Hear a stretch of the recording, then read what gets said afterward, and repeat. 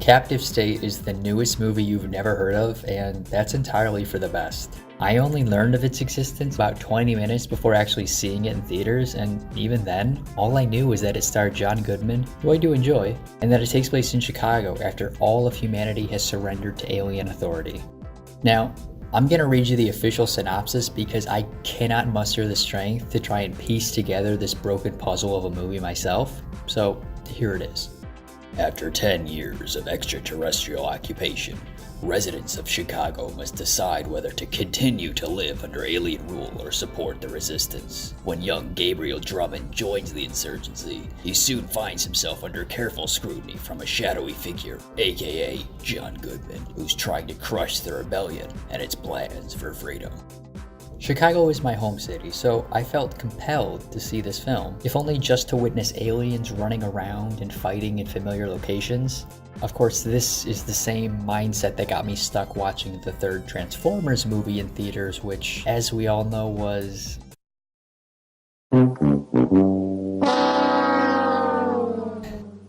So, we foolishly bought tickets on a whim, and despite having the benefit of non-existent expectations, the film was beyond bad.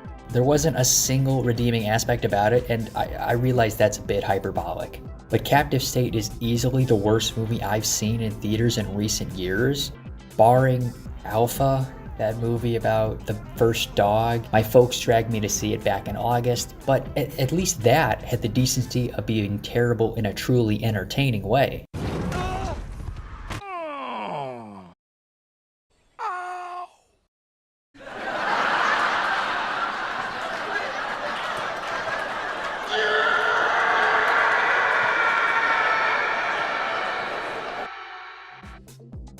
Captive State is just boring.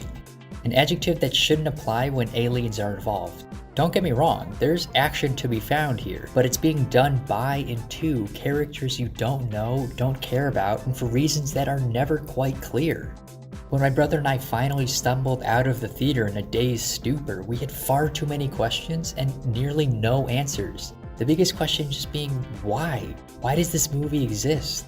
The film opens with a husband and wife stuck in traffic gridlock at a police barricade as they attempt to evacuate the city. The imagery makes it clear that this is a tense and potentially time-sensitive situation, but mere seconds after setting the scene, the husband says, "This is taking too long," then pulls out of line and drives off past a set of barricades, much at the behest of the police. There's only been one line of dialogue, and already the writers have broken the show don't tell rule. Movies are visual and the audience has eyes. Did the writers forget that? Being stuck in traffic is universally familiar and equally despised. We can see that things are taking too long, so why have the husband vocalize that fact? It's just redundant. This whole opening scene is filmed from the backseat of the car, and this will soon become important. The couple drives through a few abandoned side streets before coming to a blocked off underpass. The guy decides, these barricades don't apply to me, so he just carries on through regardless. They get about halfway through before stopping at the sight of a few unseemly silhouettes moving around at the opposite end of the tunnel. Turn around!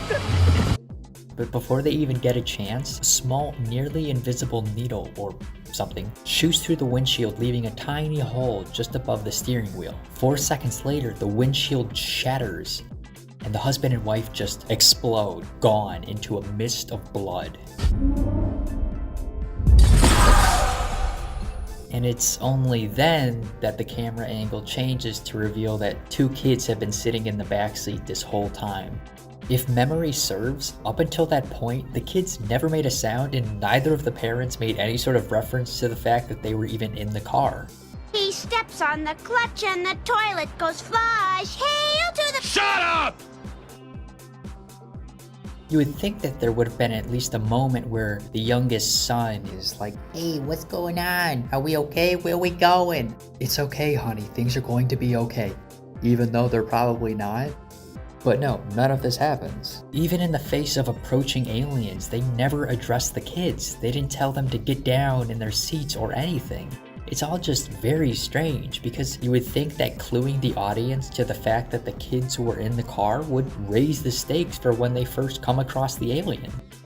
So the silhouettes draw closer until one of them leaps onto the hood of the car, revealing this long-limbed humanoid with no distinct facial features, their body completely covered in brown spines, much like a sea urchin.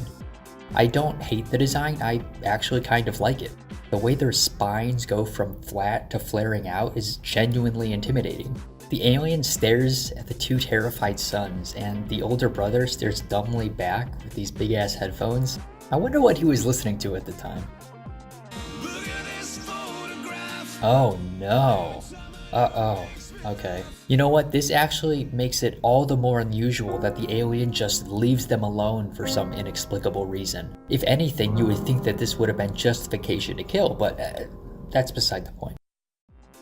Had the kids been previously established and that awful first line been stripped away, this intro could have been effective.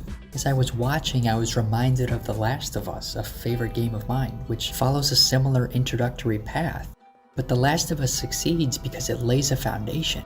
It establishes who the characters are before any sort of action is pressed upon them. And this gives you a reason to care and invest in them when shit inevitably hits the fan, because they too are trying to evacuate a traffic-blocked city, only in their case it's in the wake of a viral infection. So we have a father, his daughter, and an uncle as they try and leave their life behind to escape.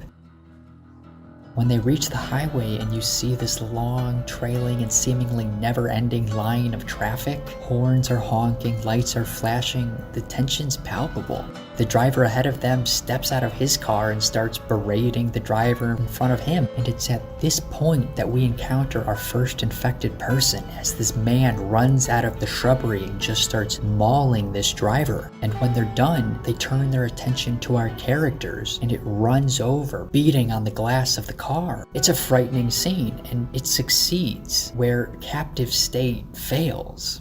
The film's opening is followed up by that dreaded exposition dump, and they don't even try to hide it in stilted dialogue. It's literally typed out as text on the screen, telling us how the global governments have given in and are now being led by legislators. I'm sorry. Legislators. The term that they use to refer to the aliens as. It's a bit on the nose though, isn't it? I mean, we're all aware that reptilian shapeshifters are running the US government. See? Look.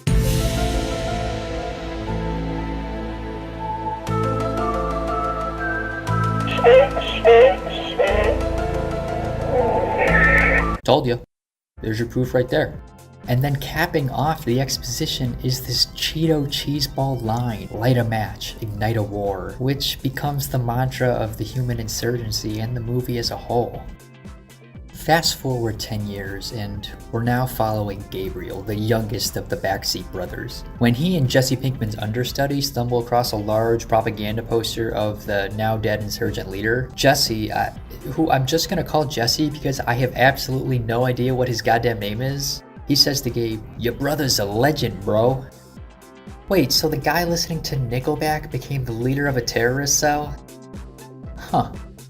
Gabe then heads off to work where he uploads data drives to the alien network, and he witnesses a nervous woman huff some sort of drug, and then he goes off on break, where a different woman rolls him a joint, and then he sticks it behind his ear like a pencil. When he's leaving work in this caravan of employees, this drone hums by and starts scanning the crowd. Something catches its attention and this white van pulls over to the side of the road, and a couple guys hop out and march over in Gabe's general direction, only to nab the drugged up woman we saw earlier. So wait, the drone recognized that this woman had ingested drugs earlier in the day but couldn't identify the untouched marijuana joint that Gabe is currently using as a headwear accessory? Is it because he had his hoodie up? It's probably because he had his hoodie up. Aliens have mastered space travel, but not the means to scan through a cotton hoodie.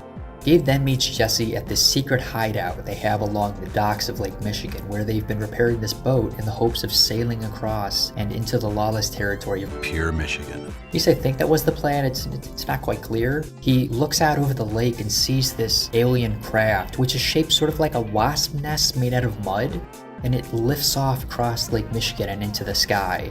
So we know that there are alien crafts patrolling this section, and you would think that they could just shoot this boat down without a problem. Wait, is that? Oh my god, those are Transformers! The day will never come that we forsake this planet and its people. We really have come full circle, Jesus Christ. John Goodman is a police detective with this conspiracy board in his office, complete with string connecting various headshots of terrorist cell members together, and they're all presumed dead. But John Goodman's not convinced of this. He's got a hunch that Gabe's older brother is still alive somewhere, and that Gabe is the key to finding him, which does make some sense. Also, if it isn't clear already, I also cannot remember John Goodman's character's name or the older brother's name. So I'm just gonna call John Goodman, and we're gonna call the older brother Gordon, sticking with the G's. John Goodman has been following Gabe via a tracker that everyone has implanted in their chests. He reminds Gabe that he's looking out for him because in his past life, he was his father's police partner. And then he gives Gabe a Happy Meal, and you can tell that Gabe's a little disappointed because he probably had that toy already. Gabe then brings the marijuana joint to this auto shop in order to get paid, and I wasn't quite sure what the significance of it was at this point. But a mechanic comes over, he pulls out this makeshift metal collar with this big red light bulb on the side, and he snaps it around Gabe's neck and then does the same with his own. He then ushers Gabe into the back of this white van, and as we already know, nothing good ever happens to drug users forced onto a white van. They drive out to this bombed out section of the city, and Gabe wanders around the meeting spot, taking off his suspicious collar and Hello.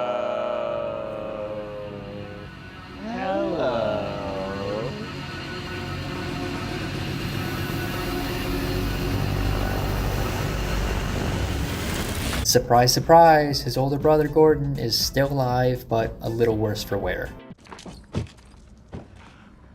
Got one more chance to light a fire big enough so the whole world can see. To prove to everybody out there that the roaches can be beat.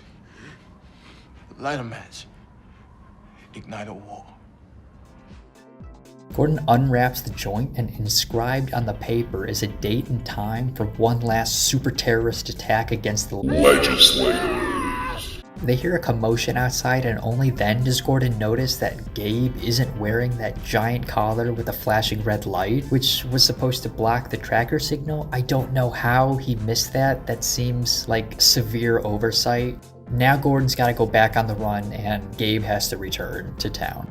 We're about a quarter of the way through the movie, and it's at this point that the writers decide that Gordon is a vastly more interesting character compared to Gabe, which is fair. So they just bench Gabe for a while and decide to focus on Gordon and John Goodman for the majority of the movie. And for the next 40 or so minutes, maybe more, maybe less, the movie follows the planning of this terrorist attack.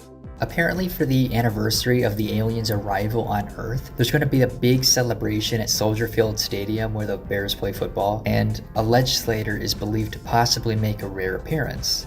Now, I would accept an alien invasion if it meant that there was a little less football in the world, so I'm on board with this plan so far.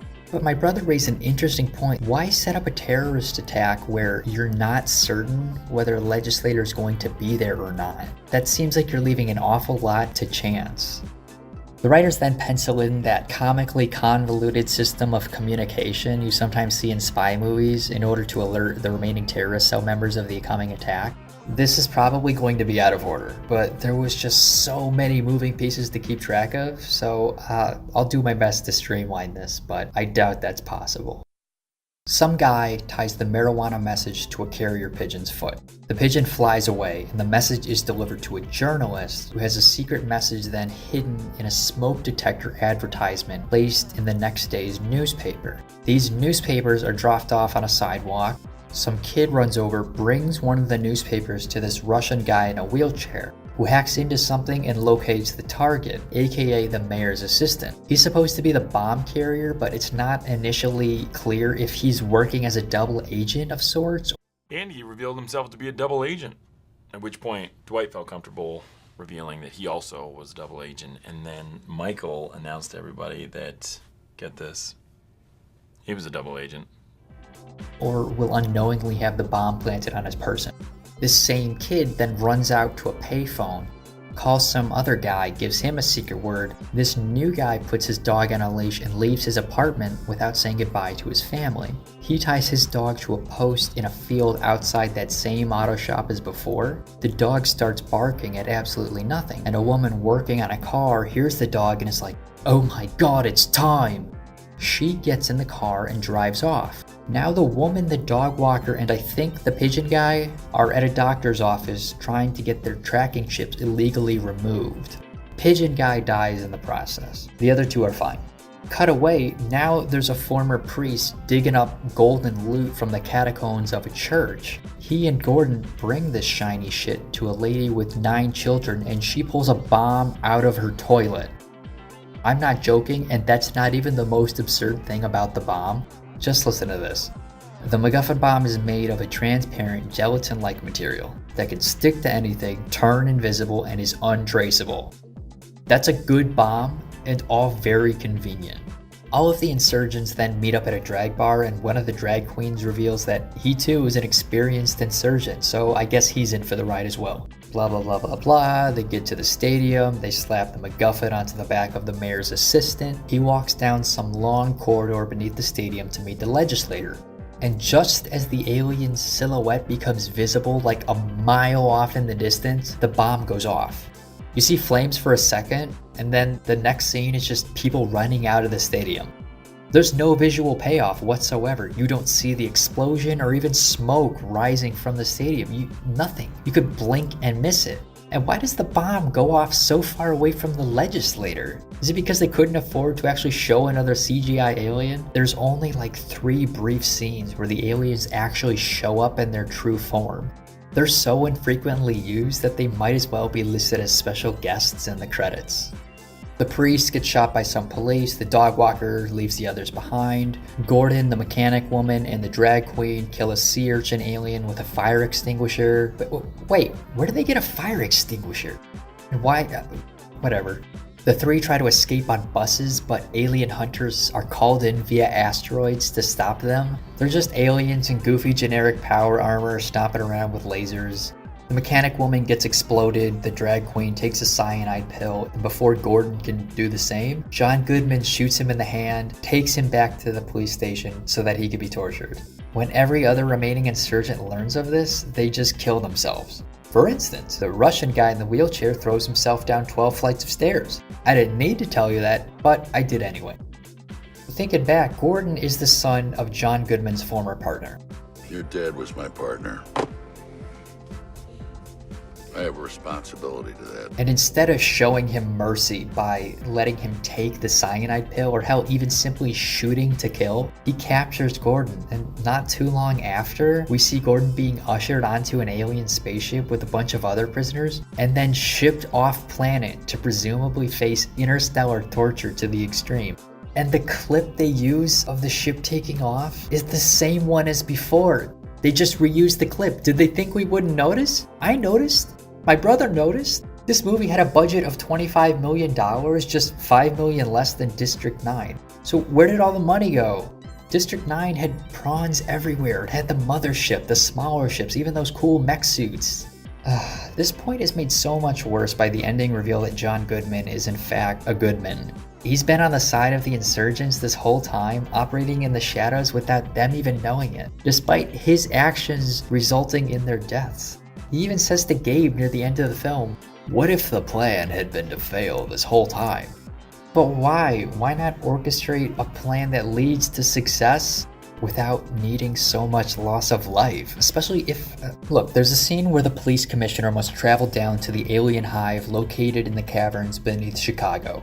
This involves donning a special breathing apparatus, getting sanitized because apparently the aliens hate the smell of humans, which is actually a fair criticism. Did you just soil yourself? Maybe. Oh, it smells like carrots and throw up. The police commissioner then boards a rocket ship that sends him however far down the hive is. Only the police commissioner has this quote, privilege, but John Goodman was there in that moment to see him off. So why didn't John Goodman just get one of those invisible, untraceable jello bombs and slap it on the back of the police commissioner, and then have it rigged to explode when he reaches the hive? That would have saved so much time, chiefly my own. Maybe the bomb would have peeled off in the sanitation process, or he just didn't know how to get one. No, none of that. Here's John Goodman's master plan. He gets audio of the police commissioner spouting off details about the aliens. The commissioner is then shipped off to space jail alongside Gordon in that very scene. John Goodman then replaces him as the police commissioner, and so he has to go down to the alien hive to meet with the legislators. He boards the rocket ship Express. There's another monologue about lighting a match, igniting a war, and all that shit. As this is happening, this shimmering slime appears around his body. And then a quick shot of fire, followed by a virtual map of the United States showing that Chicago has fallen, which triggers every major city along the East Coast to break free from its alien shackles. So John Goodman had access to the Jello bomb this whole time, but waited until the last 20 seconds of the movie to use it. Ugh. We don't even get to see what the alien hive looks like. That could have been cool, right? Throw me a frickin' bone here. I'm gonna lose my sanity if I have to keep talking about this shit. I didn't even mention the entire subplot of John Goodman routinely visiting a prostitute who used to be a school teacher and I think maybe his ex-wife, but she was definitely the leader of the terrorist cell. That's confirmed. I also didn't mention how at one point Gabe gets trapped in a subway terminal and a bunch of floating leeches suck on the glass and transform into a box around him like a bunch of Legos. If the aliens really wanted to torture Gordon, they could just show him this movie on repeat. The most enjoyment I got from watching this film was about an hour and 30 minutes into the movie, when this young couple walks into the theater for the first time and they approach this older couple seated directly ahead of us and say, "Hey, these are our seats. See, look on my phone. There's the ticket. It says I got these seats." You're late. Get out of here. There's no late. This is reserved seating. There's no late. And then like 3 minutes later, they get up and leave because they must have realized that they were in the wrong theater. All that said, I can't recommend this movie enough. Go see it. Oh God, the aliens must have got to me. Don't go see it. Don't do it. Captive State is called that for a reason. It's how you feel when you're sitting in the theater watching it. Thanks for checking out my video. I know you have many options when it comes to the YouTube content, and we here at the Joshua Hurrah channel really appreciate you picking us. Like and subscribe if you so choose. I plan to put out more essays on movies, games, and television in the coming weeks, so stay tuned for that and have a great day.